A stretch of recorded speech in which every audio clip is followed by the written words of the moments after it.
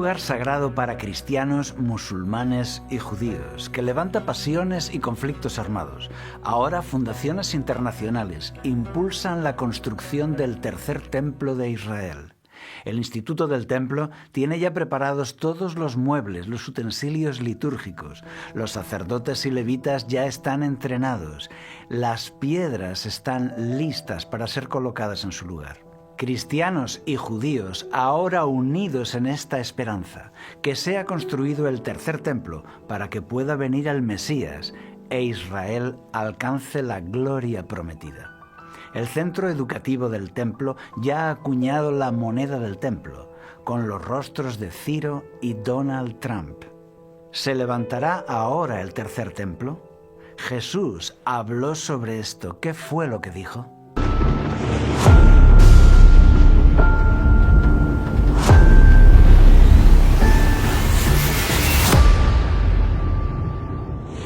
Jerusalén, la explanada del templo. Este no es un lugar cualquiera, está entre los más sagrados del mundo. Un lugar venerado por judíos, musulmanes y cristianos. Es el monte Moriah del Antiguo Testamento. Sobre este monte hay una roca, donde Abraham colocó a su hijo Isaac para ser sacrificado. Sobre esta roca, Salomón levantó el templo de Yahvé hace ya 3000 años.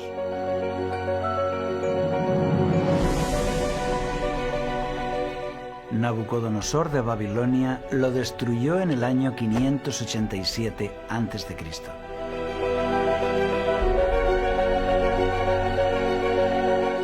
Allí, Zorobabel levantó el segundo templo, que fue ampliado y adornado por el rey Herodes. Este fue destruido por los romanos en el año 70 después de Cristo. Sobre aquella roca se levanta hoy el Domo de la Roca, santuario musulmán, con su cúpula dorada. Junto a ella, la mezquita de Al-Aqsa. Este es también un lugar de conflictos y tensiones, pues era propiedad de Israel en los tiempos bíblicos, luego propiedad de los cristianos en la época de las cruzadas y propiedad de los musulmanes con la autoridad palestina en la actualidad. Bolas de fuego. El emperador romano Juliano II era llamado el apóstata porque levantó templos no cristianos. De camino a la guerra de Persia, vio el templo de Jerusalén desolado, en ruinas, y decidió reconstruirlo. Era el año 363 después de Cristo. Todo quedó escrito en los libros del historiador Amiano Marcelino. Este iba a ser el tercer templo de Jerusalén. Las obras empezaron, pero nadie esperaba lo que estaba a punto de suceder. Así quedó escrito.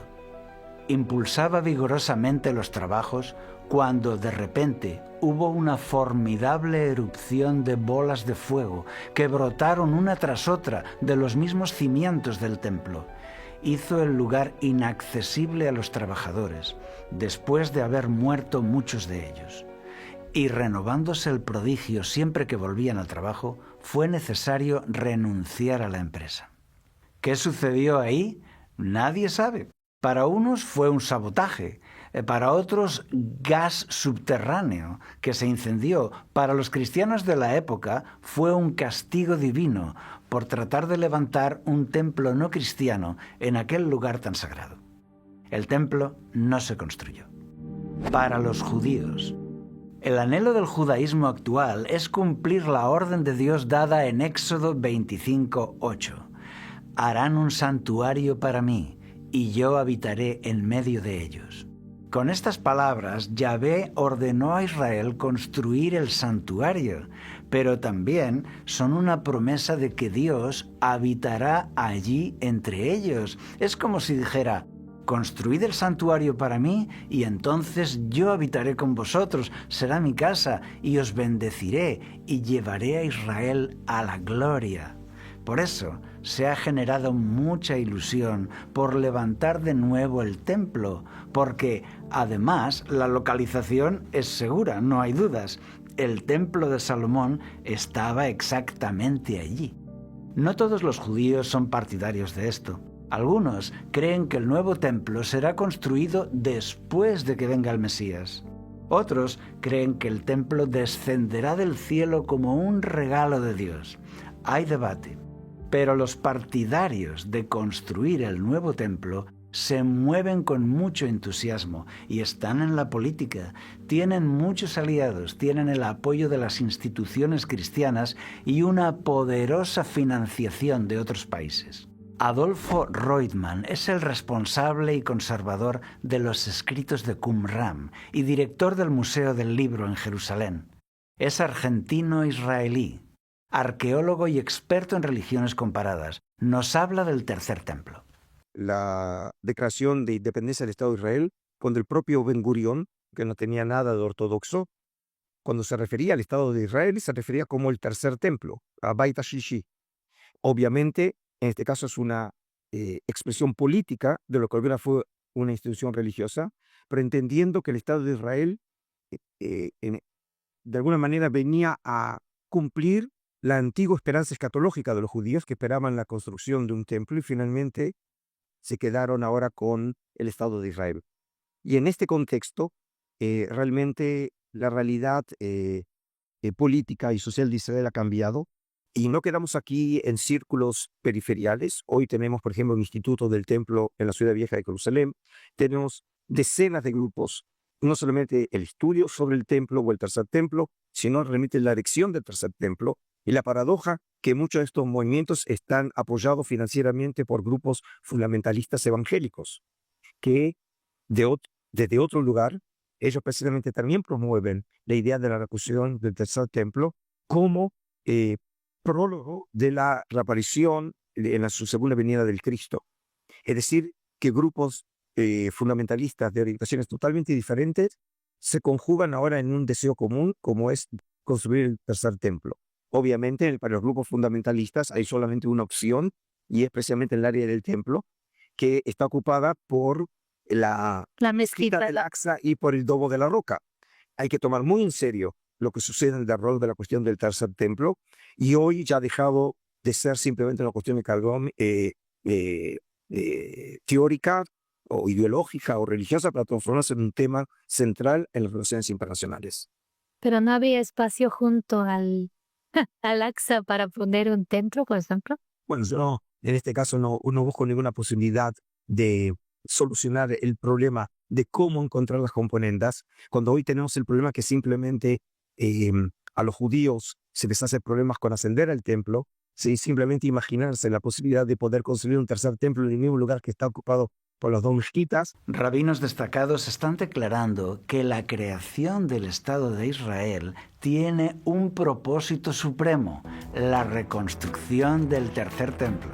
Dicen que el regreso de los judíos de todo el mundo a Jerusalén tiene un objetivo glorioso: levantar el nuevo templo, pero no se ha hecho hasta ahora porque la explanada del templo no pertenece a Israel, sino a la autoridad palestina, que está en contra de este proyecto. Todo listo. La institución clave para esto es el Instituto del Templo, fundado en 1987 en la parte vieja de Jerusalén. Tienen un museo sobre el templo abierto al público y tienen un instituto de investigación y un centro educativo que estudia los dos templos que tuvo Jerusalén y el futuro tercer templo de Jerusalén que quieren construir en el monte del templo según la tradición rabínica. Hoy, el judaísmo considera que el Instituto del Templo es el paso previo a la construcción del tercer templo.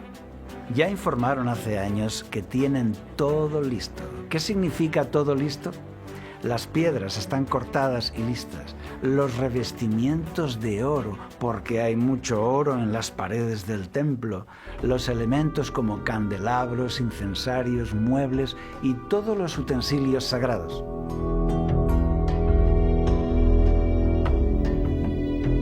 También los sacerdotes y levitas han sido entrenados en todo lo relativo a los ritos y sacrificios. Se ha preparado el aceite y el vino para las libaciones y la vaca roja para el sacrificio de purificación.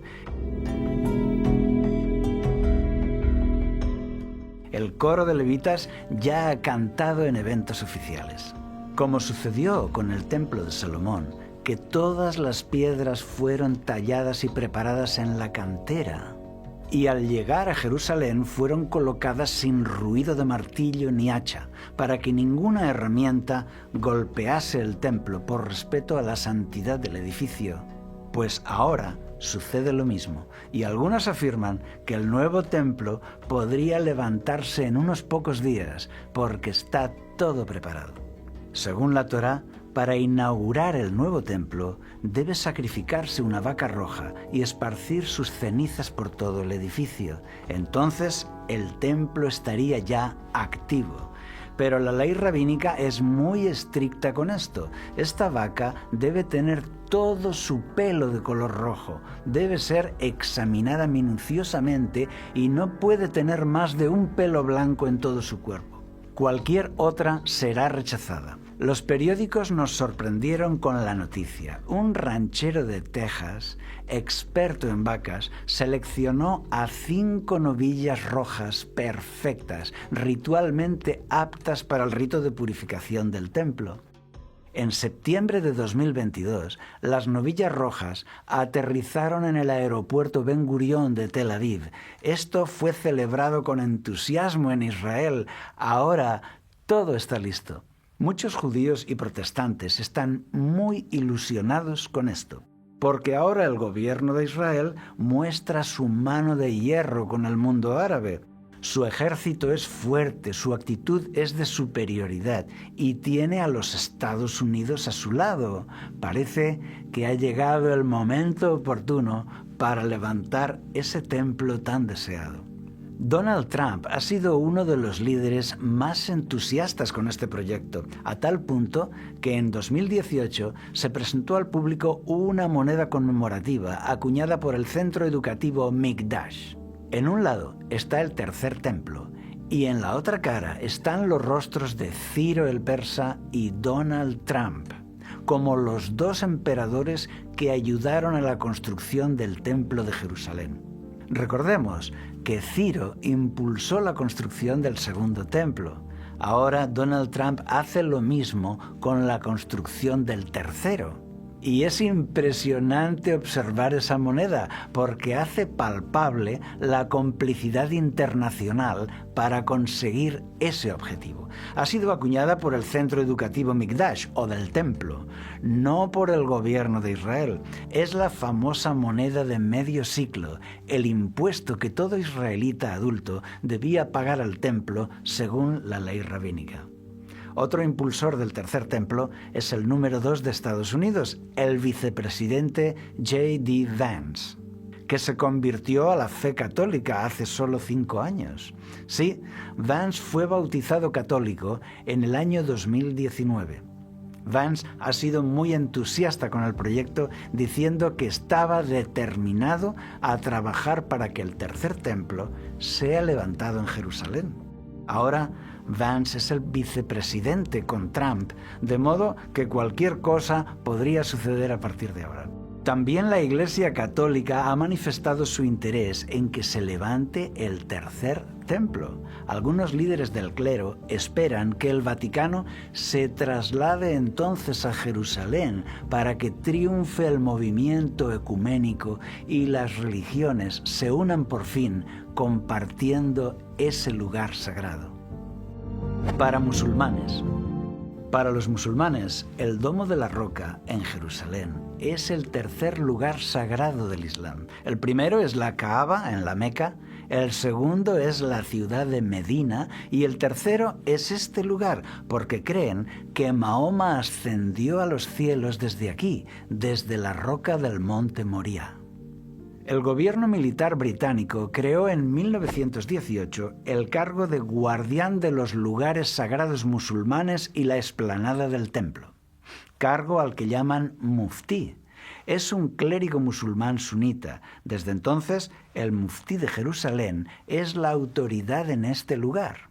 Y el muftí está en guardia porque conoce muy bien el gran deseo de judíos y cristianos por ocupar la explanada con un nuevo templo. De modo que hay alta tensión en ese lugar. Judíos y cristianos tienen prohibida la entrada, salvo raras excepciones. Tienen que contentarse con el muro de las lamentaciones.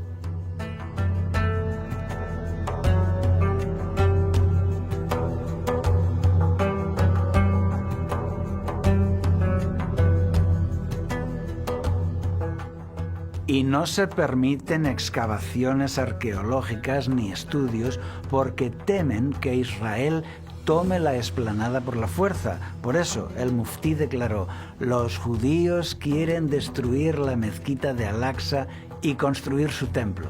Por eso Al-Aqsa es todo un símbolo de resistencia y lucha contra Israel. Hubo ya una intifada o guerra santa llamada Al-Aqsa en el año 2000, en Israel y Palestina. Y también hay un grupo armado palestino que se llama la Brigada de los Mártires de Al-Aqsa.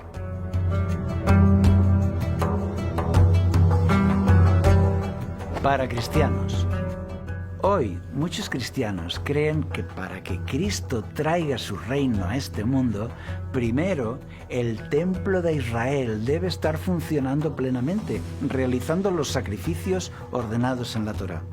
Enseñan que entonces llegará el anticristo y pondrá su trono en ese templo de Jerusalén y hará cesar los sacrificios y la ofrenda. Usan las palabras de Daniel 9:27. A la mitad de la semana hará cesar el sacrificio y la ofrenda.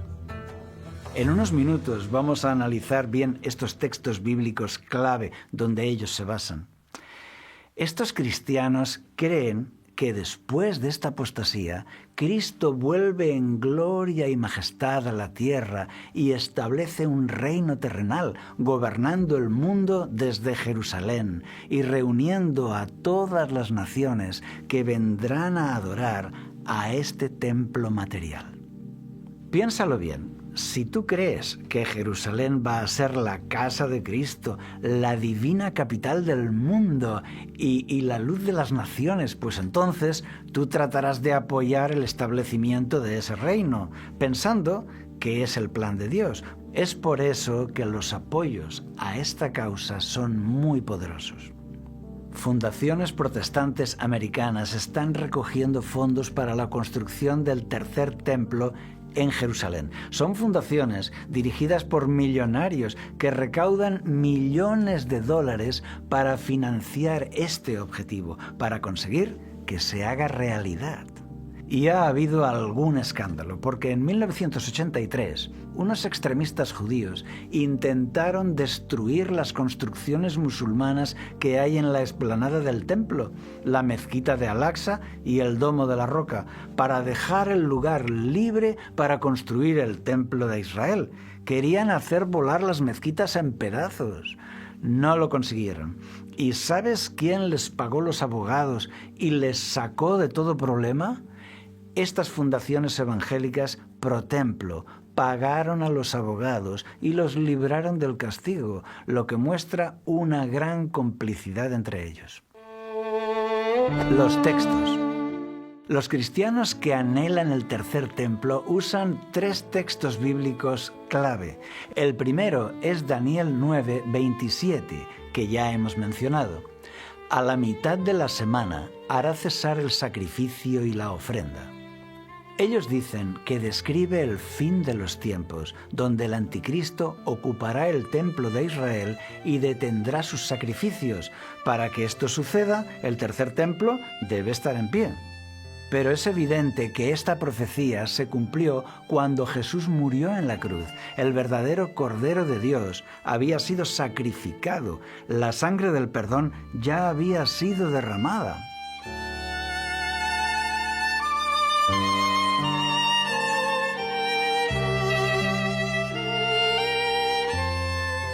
Ahora, los sacrificios de animales eran ya inútiles, por eso el velo del templo se rasgó en 2 de arriba a abajo. Así Jesús hizo cesar el sacrificio y la ofrenda a la mitad de la semana, como estaba escrito. Para una explicación más completa de esta profecía, te recomiendo el vídeo La Semana 70. Te dejo enlace en la descripción de este vídeo. El segundo texto es Mateo 24:15. Por tanto, cuando veáis la abominación de la desolación de que se habló por medio del profeta Daniel, colocada en el lugar santo, el que lea, entienda, entonces los que estén en Judea huyan a los montes. Aquí ellos dicen que ese lugar santo que se menciona es el templo de Jerusalén y la abominación es el anticristo. Pues no, no es así. Veamos, Jesús les está dando instrucciones para que puedan escapar a la destrucción de Jerusalén. Fuera de la ciudad de Jerusalén había mercaderes que abrían sus puestos de venta en sábado y vendían a los gentiles. Esto ofendía al Sanedrín. Para evitar esto, declararon que los terrenos que rodeaban a la ciudad eran ahora también lugar santo, tan santo como la propia ciudad. Tiempo después, las legiones romanas de Vespasiano sitiaron Jerusalén en el año 66 después de Cristo. Entonces, los romanos clavaron sus estandartes con sus dioses alrededor de la ciudad, en ese espacio llamado lugar santo. Entonces, los cristianos vieron a los dioses paganos en ese área llamada lugar santo y reconocieron la señal para huir, la señal que les había dado su Señor Jesús.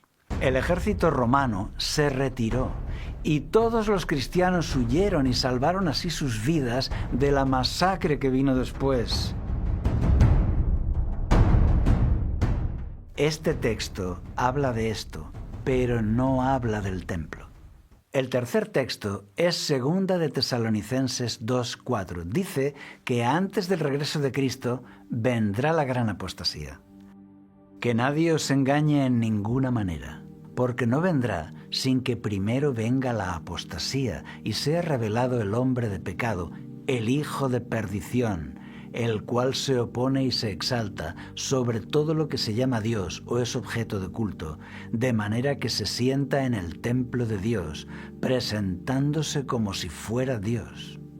El texto nos dice que el hombre inicuo se sentará en el templo de Dios, presentándose como si fuera Dios. ¿Será que aquí templo se refiere a la iglesia o al templo como edificio?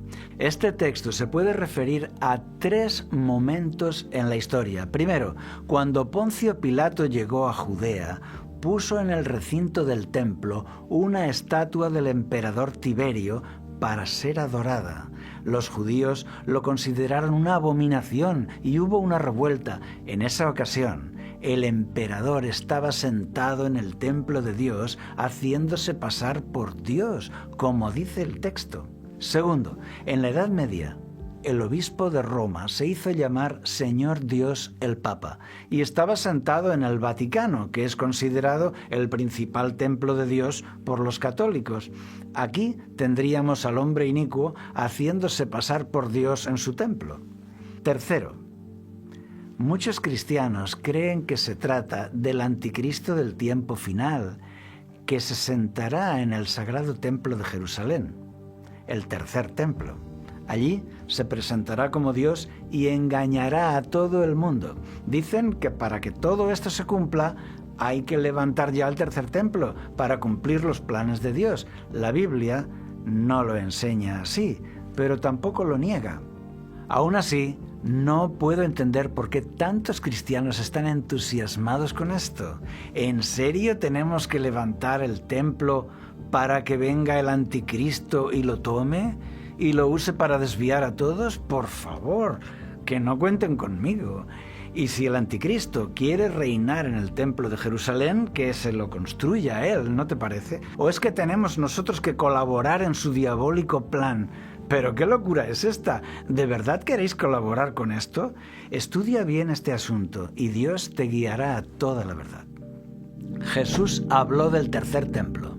Pregunta importante, ¿nos habló Jesús del tercer templo? La respuesta es sí. De hecho, Jesús nos dio la verdadera interpretación de todos esos textos sobre el templo.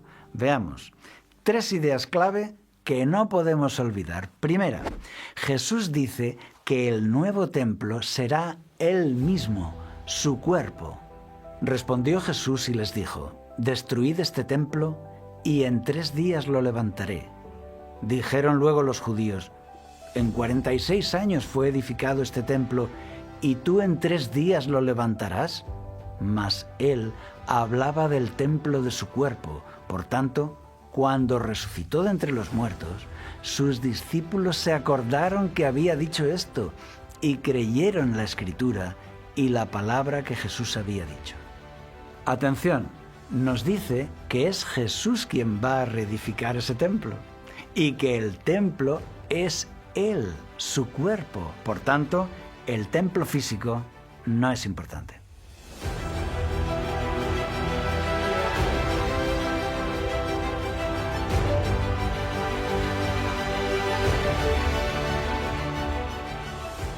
Segunda, al morir Jesús, el velo del templo fue rasgado por una mano celestial porque el sistema de sacrificios había llegado a su fin. El Cordero de Dios ya fue sacrificado en la cruz. Ahora los sacrificios del templo ya se habían cumplido en él. Jesús, habiendo otra vez clamado a gran voz, entregó el Espíritu. Y he aquí, el velo del templo se rasgó en 2 de arriba a abajo. Ese velo roto de arriba a abajo nos muestra un templo ya anulado, descalificado. Durante siglos, los sacrificios de corderos servían para esperar al verdadero cordero, al verdadero sacrificio. Ahora, el sacrificio de Jesús en la cruz ya había pagado el precio de nuestro perdón. Por tanto, el templo físico no es importante.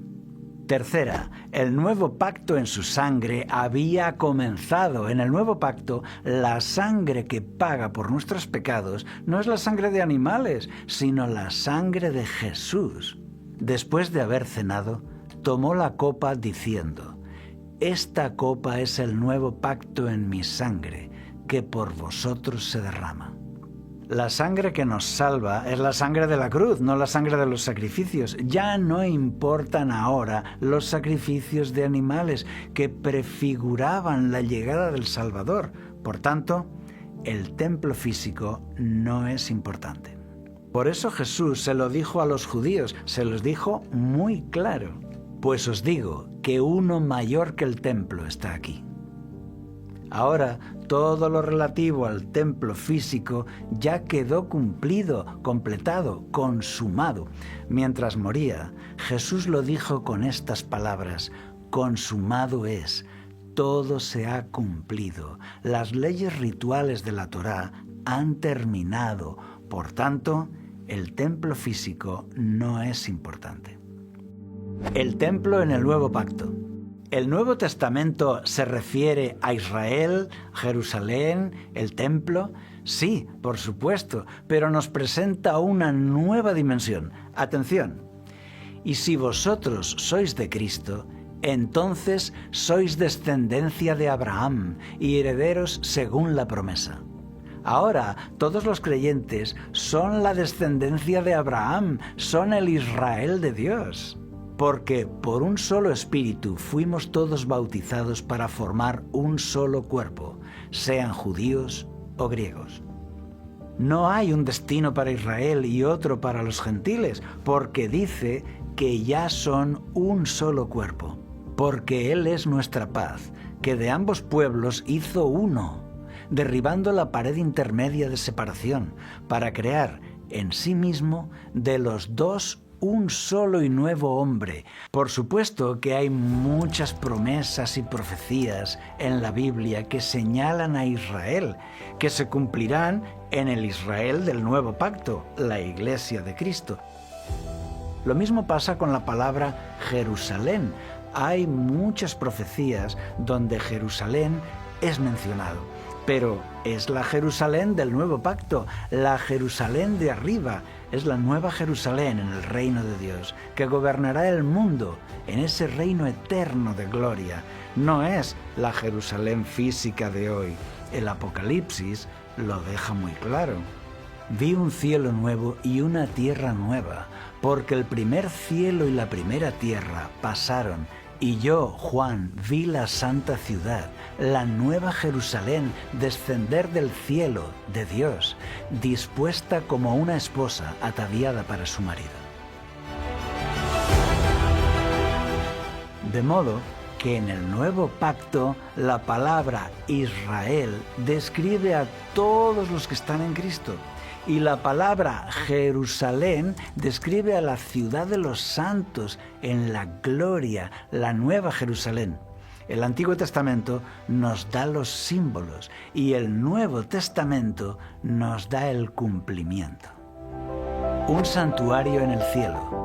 Si hubo alguien que nos pudiera explicar bien este asunto, ese sería Pablo, porque él era un escriba erudito de la élite intelectual del Templo de Jerusalén, pero descubrió el cristianismo y se convirtió en teólogo cristiano, de manera que Pablo conoce muy bien la Torá y el Templo y también el mensaje cristiano.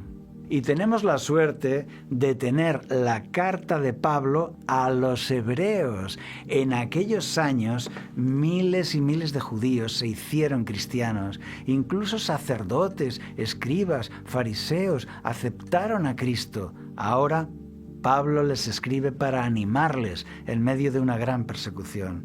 Les dice que este templo judío que les está persiguiendo es solo figura y sombra del verdadero. Ahora les explica que el verdadero templo está en el cielo, donde Jesús ofrece su propia sangre para expiar. Pablo enseñó que ahora nuestro sumo sacerdote es Cristo, quien intercede por nosotros ante Dios en el templo del cielo. Pero estando ya presente Cristo, sumo sacerdote de los bienes venideros, por el más amplio y más perfecto tabernáculo, no hecho de manos, es decir, no de esta creación. Hoy, Pablo sigue hablando desde la Biblia y nos dice que nuestro foco no debe estar en el templo físico, sino en el templo verdadero, el del cielo.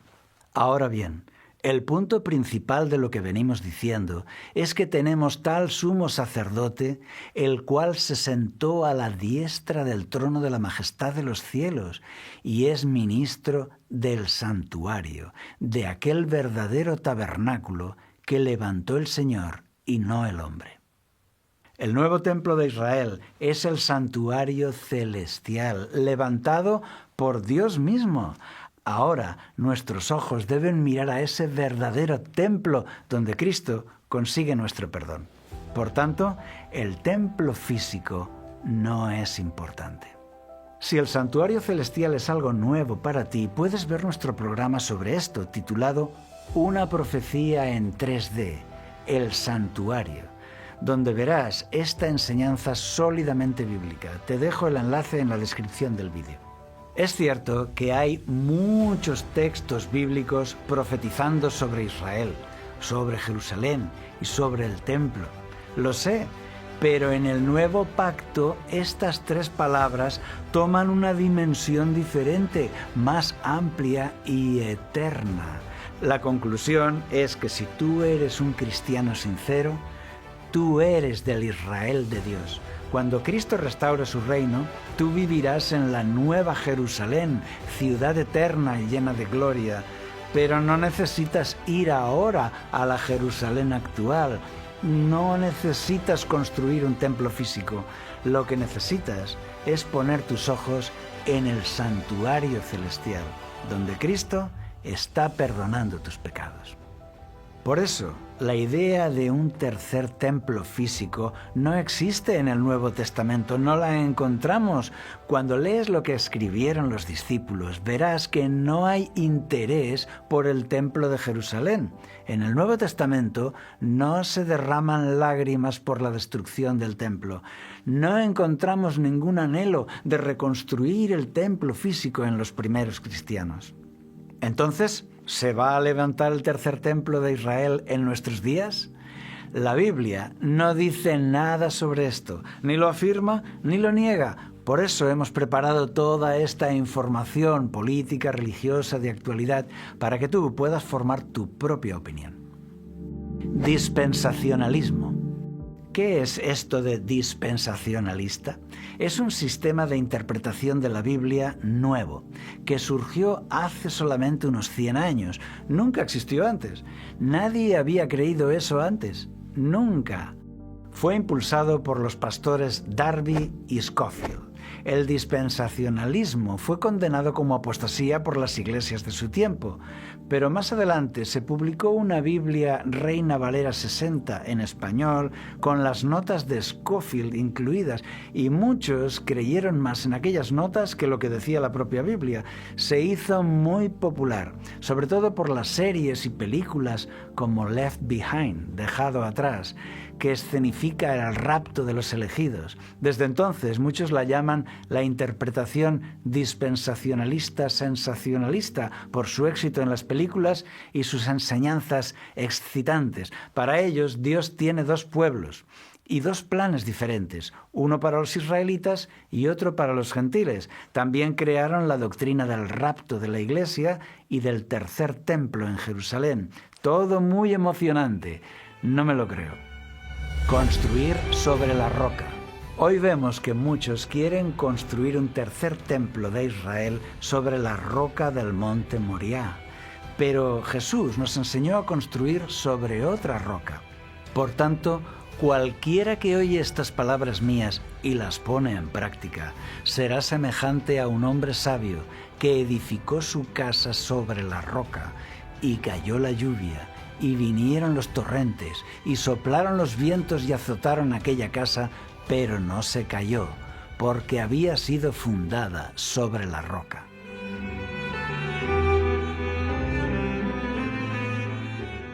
Tu vida espiritual debe basarse en Cristo y su enseñanza, para que sea eterna, inamovible, y entonces nada la podrá destruir. Escucha a Jesús. Él es la piedra de fundamento, Él es la roca sobre la que debemos de construir. No permitas que nada te distraiga de eso. ¿Y tú qué piensas de todo esto? Por favor, deja tu comentario. Si te gustó el contenido, apoya al canal con un like y suscríbete. Tú puedes conocer los mensajes de la Biblia desde cero con nuestra serie Los símbolos proféticos, para descubrir paso a paso las verdaderas enseñanzas de Jesús. Te dejo el enlace en la descripción de este vídeo. Seguiremos en contacto para comentar la actualidad. Recibe un abrazo de todo el equipo de Logos TV y que Dios te acompañe siempre.